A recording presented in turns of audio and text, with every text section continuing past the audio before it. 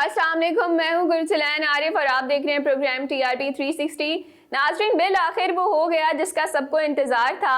हिज़्ब इख्तिलाफ ने वज़ीर आज़म इमरान खान के खिलाफ तहरीक अदम एतमाद पेश कर दी है, जिस पे 86 अरकान के सिग्नेचर मौजूद हैं। आज इसी हवाले से तज्ज़िया करने के लिए हमारे साथ मौजूद हैं शबीर हुसैन। इनको प्रोग्राम में वेलकम करेंगे। अस्सलाम वालेकुम सर। वालेकुम अस्सलाम। सर, ये बताइएगा कि जब तहरीक अदम एतमाद पेश कर दी गई है तो इस पे वज़ीर आज़म इमरान खान का अगला स्टेप क्या होगा? देखें, बड़ा ज़बरदस्त काम हुआ है और ये बिल्कुल उस प्लान के मुताबिक हुआ है जो ज़रदारी साहब ने चॉक आउट किया था अपोजिशन के लिए और ख़ास तौर पर अपनी पार्टी के लिए।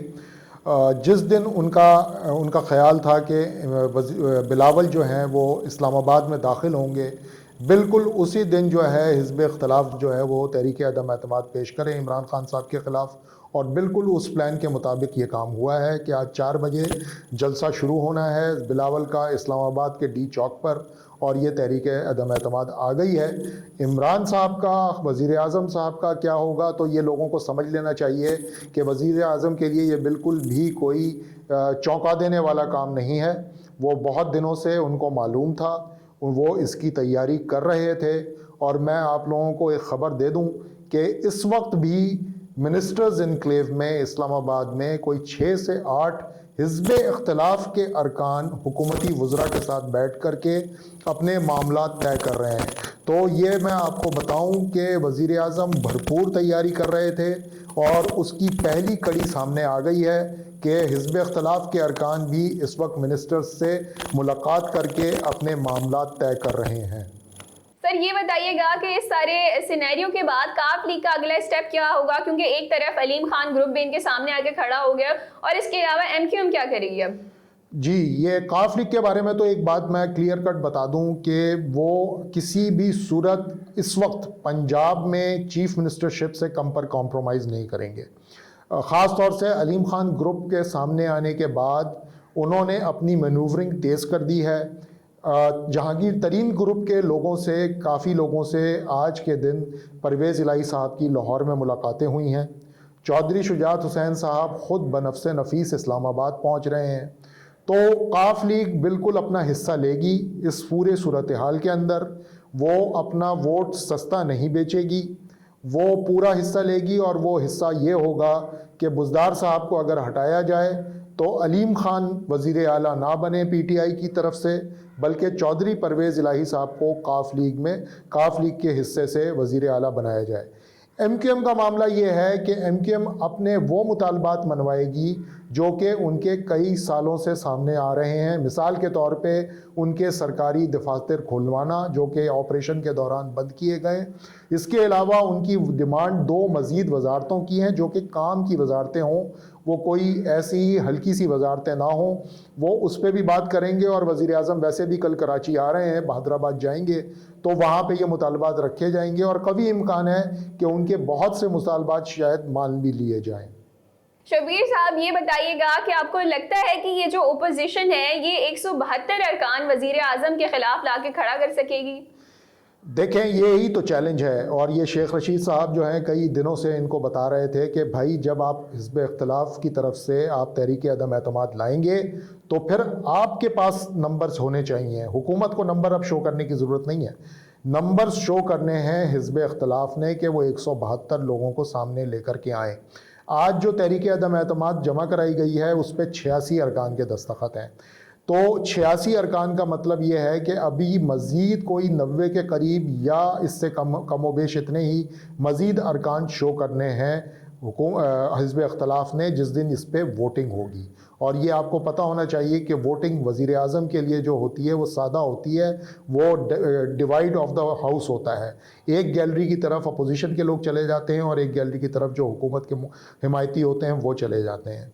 तो बेसिकली ये बहुत बड़ा चैलेंज है। 162 अरकान की स्ट्रेंथ है अपोजिशन की, 10 अरकान उनको और चाहिए। अब वो 10 अरकान PTI के अंदर से आएंगे, तरीन ग्रुप से आएंगे, अलीम खान ग्रुप से आएंगे, या फिर जो इत्तेहादी हैं काफ लीग, GDA, MQM, BAP, ये सारी पार्टियों में से कोई बंदा तोड़े जाएंगे।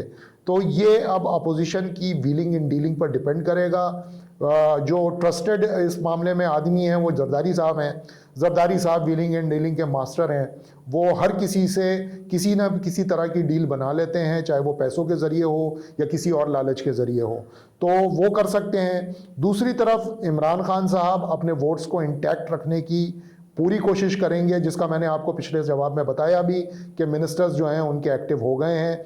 वो हिज़्ब इख्तिलाफ के MNAs को रीच आउट कर रहे हैं, उनके साथ बातचीत कर रहे हैं। नाम कल तक उन लोगों के सामने भी आ जाएंगे जो हुकूमत के साथ इस वक्त मुज़ाकरात कर रहे हैं। तो अपोजिशन के लिए ये सिर्फ़ और सिर्फ वज़ीर आज़म के लिए इस वक्त चैलेंज नहीं है, ये असल चैलेंज अपोजिशन के लिए है कि उन्होंने 162 के नंबर रखते हुए 172 लोग यानी कि 10 मज़ीद लोग प्रोड्यूस करने हैं। ये ऐसे ही है कि आपके पास या मेरे पास 100 नंबर हों और मुझे कहा जाए कि 110 नंबर दिखाओ, तो मैं वो 10 नंबर अब पूरे करूं, कहाँ से करूंगा?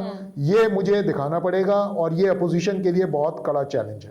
शबीर साहब ये बताइएगा कि जब तहरीक अदम एतमाद आ चुकी है तो आप जहांगीर तरीन और अलीम खान का इस सब में क्या रोल देखते हैं? बड़ा सिग्निफिकेंट रोल होगा जी, दोनों का, जहांगीर तरीन का भी और अलीम खान का भी। अलीम खान साहब तो पाकिस्तान में मौजूद हैं, आज इस्लामाबाद में हैं इस वक्त, और जहांगीर तरीन साहब लंदन गए हैं अपनी इलाज के लिए, लेकिन सुनने में ये आ रहा है कि वो आज किसी वक्त अपनी फ़्लाइट की टिकट कटवाएंगे और अगले 1-2 दिनों में जो है वो पाकिस्तान आ जाएंगे। तो बड़ा इम्पॉर्टेंट रोल है, बड़ा सिग्निफिकेंट रोल है। सुनने में ये आता है, जो कि अब तक उन्होंने शो भी किया है, कि 10 से 12 अरकान कौमी असम्बली PTI के उनके कैंप में मौजूद हैं।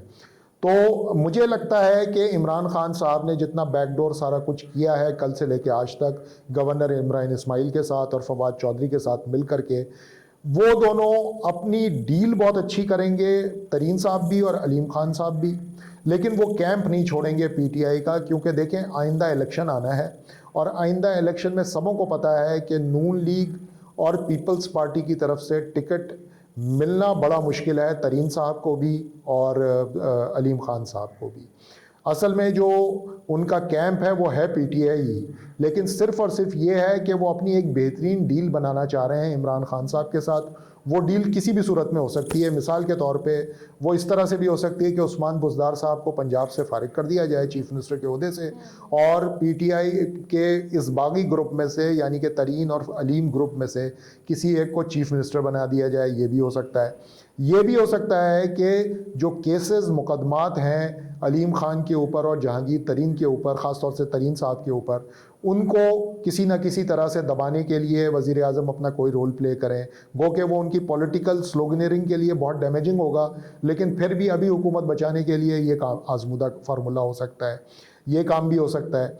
इसके अलावा जो मुझे नज़र आता है वो ये नज़र आता है कि आइंदा जो अगले इंतखाबात होंगे, चाहे वो अभी फौरी हों या इसके बाद वाले 2023 वाले इंतखाबात हों, उसमें भी तरीन साहब को कोई मेजर रोल मिल जाए और वो उनकी ग्रुप के लोगों को एक मेजर टिकट चंक्स मिल जाएं PTI की तरफ से, तो ये भी हो सकता है।